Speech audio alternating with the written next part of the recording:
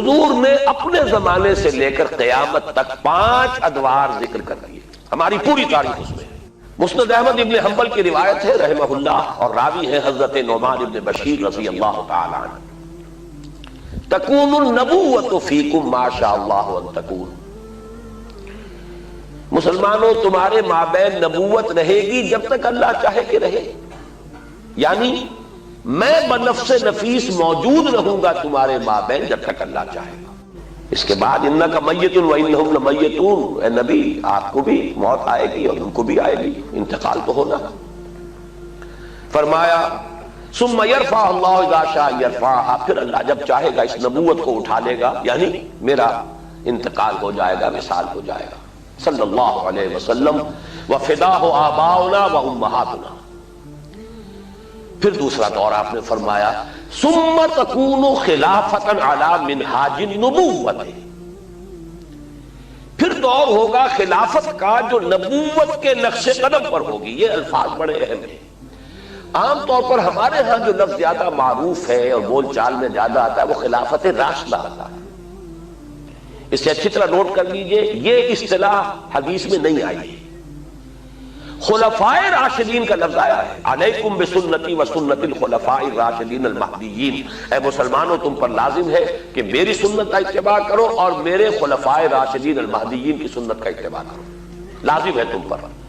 لیکن خلافت کے ساتھ جو صفت آئی ہے وہ یہاں نوٹ کیجئے، یہ عام نہیں ہے، اس کو اب ہم عام کر رہے ہیں اپنی مطبوعات کے ذریعے سے۔ خلافت علی منہاج النبوہ، منہاج منہج، راستہ، طریقہ، بعین ہی نبوت کے نقش قدم پر خلافت۔ یہ بعین ہی کا لفظ اس قدر زور دے کر میں نے کیوں ادا کیا ہے اس کو سمجھ لیجئے۔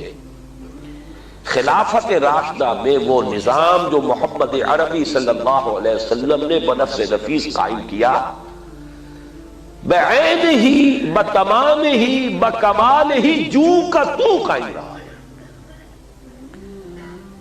اس میں ایک مثال آپ کو دے دیتا ہوں کہ جب حضرت ابو بکر رضی اللہ تعالیٰ عنہ کے عہد خلافت میں مانعین زکوٰۃ کا فتنہ اٹھا،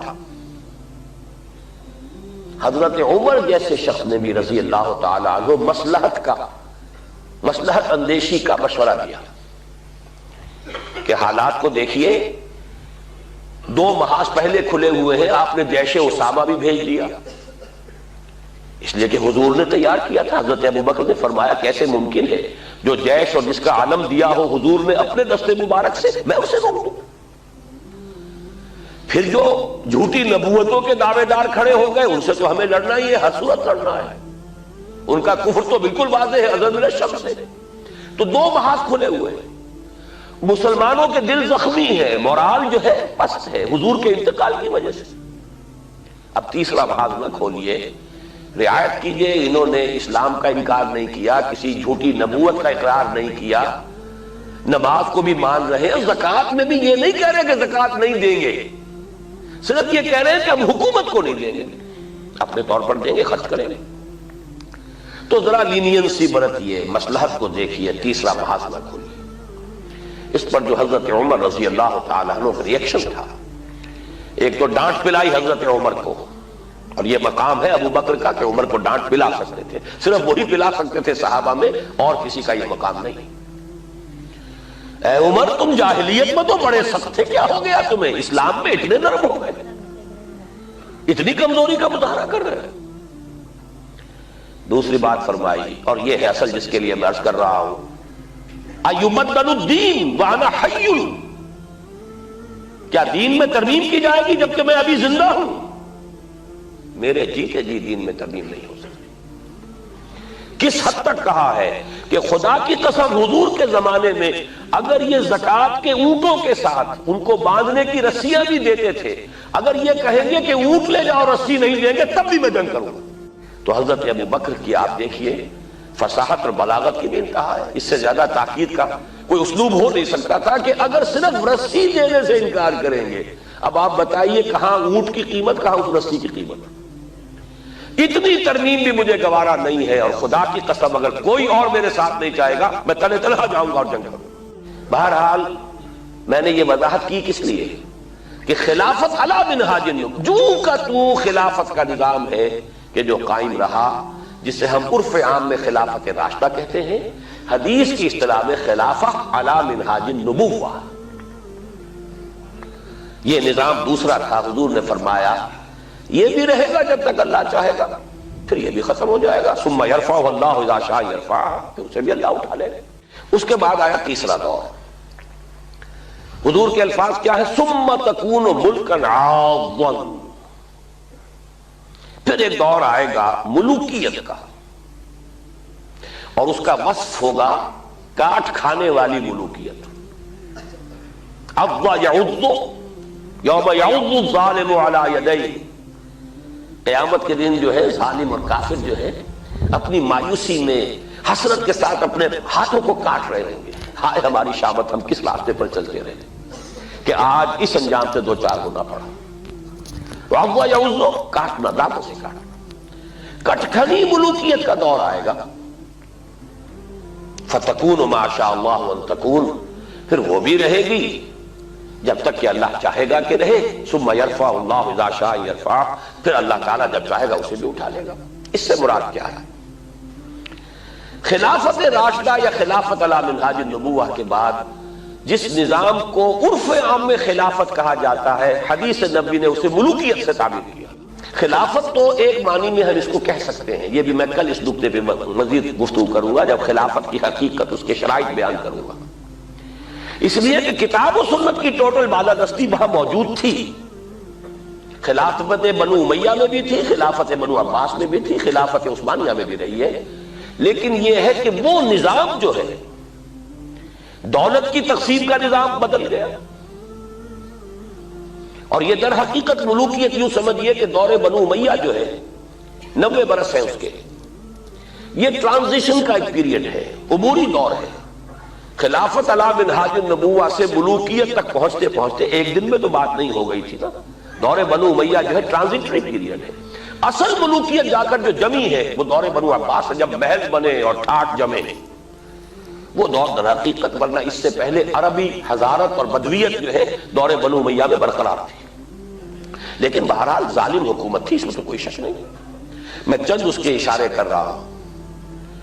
جو کچھ ہوا حسین ابن علی رضی اللہ تعالی عنہما کے ساتھ کربلا میں، اور یہ تو چونکہ ان کا ذکر جو ہے بہت زیادہ ہوتا ہے، ہر سال جو ہے خاص اہتمام سے ہوتا ہے، اس لیے بچہ بچہ واقف ہے۔ وہی کچھ ہوا حضرت عبداللہ ابن زبیر کے ساتھ مکہ مکرمہ میں، عین مکہ مکرمہ میں ذبح کیے گئے ہیں۔ حرمت حرم مکی کو بٹا لگا ہے۔ پھر واقعہ ہررا ہوا ہے، 3 دن تک مدینے کو لوٹ مار کیا گیا، اور مدینے کے اندر خواتین کی بے حرمتی ہوئی، واقعہ ہررا۔ حرم نبوی جو ہے اس کی بے حرمتی ہوئی۔ پھر حجاج ابن یوسف کے ہاتھوں سینکڑوں تابعی شہید کیے گئے۔ تو تاریخ کے حقائق ہیں، اور میرے لیے اس سے بھی کہیں زیادہ دردناک اور تاریخ کے اعتبار سے کہیں زیادہ فیصلہ کن ظلم جو تھا، محمد ابن قاسم کو بلا کر شہید کر دیا۔ وہ نوجوان، ٹین ایجر نوجوان جو آیا تھا، فاتح تھا، اور اتنا نیک، اتنا پارسا، ہندوؤں نے اپنے ذہن کے مطابق اسے اوتار کا درجہ دیا۔ وہ تو اپنے ذہن سے سوچیں گے نا، مورتیاں بنا کر مندروں میں رکھ دی گئی جن کو پوجا جا رہا تھا۔ ایسا نیک، اتنا صالح، اتنا پارسا، ایسا متقی، ایسا عادل حکمران، اگر کہیں انہیں موقع مل گیا ہوتا تو اسی وقت ہندوستان پورا فتح ہو جاتا۔ لیکن ملوکیت کو سب سے بڑا خطرہ لاحق ہو جاتا ہے اگر کوئی شخص اتنا پاپولر ہو گیا تو ہمیں خطرہ ہے، ہمارے اقتدار کو خطرہ ہے۔ وہاں تو سوچنے کا انداز یہ ہوگا، کیا جرم تھا محمد ابن قاسم کا؟ تاریخ خاموش ہے، بے گناہ بلایا گیا، شہید کر دیا۔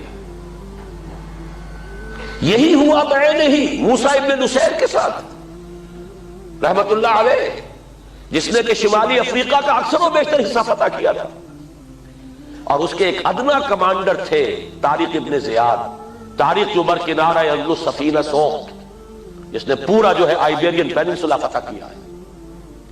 موسیٰ ابن نصیر کو بھی بلا کر جان بخشی کر دی گئی، بوڑھے تھے بہت، ورنہ یہ کہ اتنا ذلیل کیا گیا ہے، تیز دھوپ میں کھڑا رکھا گیا ہے، بے ہوش ہو کر نیچے گرے۔ خطرہ دونوں سے ایک ہی بات کا تھا کہ ہماری بادشاہت کو ان افراد کی یہ پاپولیرٹی جو ہے اس سے خطرہ لاحق ہو گیا۔ یہ ہے وہ، ابھی تو یہ دور میں ابھی بنو امیہ کی بات کر رہا ہوں ساری، پھر جو بھی ٹھاٹ جمے ہیں اور جو عیش ہوئے ہیں، اور کوہ قاف کا سارا نسوانی حسن جو ہے جو بغداد کے محلوں میں آیا ہے، پھر رقص و سرود جو بھی ہوا ہے، سب کچھ سب کو معلوم ہے۔ الف لیلہ جو ہے بغداد کی 1000 راتیں جو ہے، یہ ساری کی ساری داستانیں ذہن میں رکھ لیجئے۔ یہ ہے بہرحال تیسرا دور۔ چوتھا دور آپ نے فرمایا ثم تکون ملکا جبریا،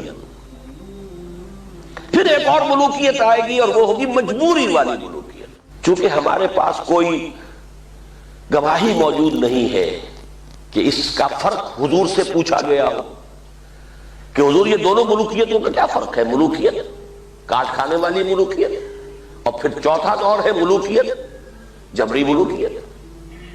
تو آپ نے کیا جواب دیا؟ کوئی ریکارڈ نہیں ہے، نہیں معلوم اس وقت کیا سمجھا گیا۔ آج ہمارے سامنے روز روشن کی طرح واضح کہ اس سے مراد کیا ہے۔ پہلا ملوکیت کا دور وہ تھا کہ ملوک مسلمان تو تھے، کلمہ گو تو تھے، پھر ملوکیت جو آئی ہے ہم پر وہ غیر مسلموں کی حاکمیت اور غلامی، western imperialism, European powers, colonial powers, برطانیہ کے غلام، فرانس کے غلام، اٹلی کے غلام، ولندیزیوں کے غلام، یہ غلامی، یہ چوتھا دور ہے جس کی کہ حدیث میں خبر دی گئی۔ یہاں میں اس وقت صرف اشارہ کر رہا ہوں، تفصیل سے آج ہی بعد میں عرض کروں گا۔ یہ چوتھا دور ابھی ختم نہیں ہوا، ایک اعتبار سے ختم ہوا ہے، ایک اعتبار سے جاری ہے۔ ختم اس اعتبار سے ہوا ہے کہ ڈائریکٹ رول، براہ راست غلامی ختم ہو گئی۔ تماشا دکھا کر مداری گیا، انگریز اور اس کے فوجی گئے، فرانسیسی گئے، ولندیزی گئے، اطالوی گئے، سب گئے، ڈائریکٹ رول ختم، اس اعتبار سے ختم ہوا۔